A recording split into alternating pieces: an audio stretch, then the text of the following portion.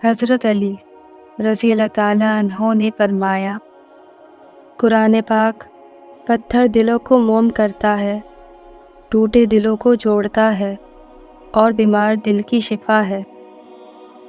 قیامت کے دن تم اس کے ساتھ ہوگے جس سے تم محبت کرتے ہو۔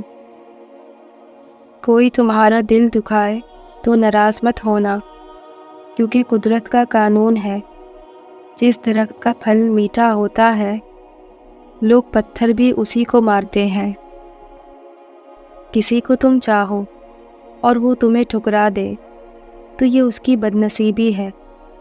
اس کے بعد تم اس کو زبردستی اپنانا چاہو تو یہ تمہارے نفس کی ذلت ہے۔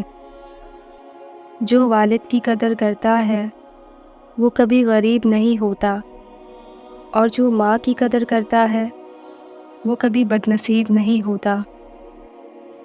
کبھی کسی کے سامنے اپنی صفائی پیش نہ کرو، کیونکہ جسے تم پر یقین ہے اسے ضرورت نہیں، اور جسے تم پر یقین نہیں وہ مانے گا نہیں۔ جب دل گھبرائے تو علم نشرہ پڑھ لیا کرو، بے شک ہر مشکل کے بعد آسانی ہے۔ خواہشیں بادشاہوں کو غلام بنا دیتی ہیں، جبکہ صبر غلاموں کو بادشاہ بنا دیتا ہے۔ کسی کو چاہو تو دل سے چاہو، زبان سے نہیں، اور کسی پر غصہ کرو تو زبان سے، دل سے نہیں۔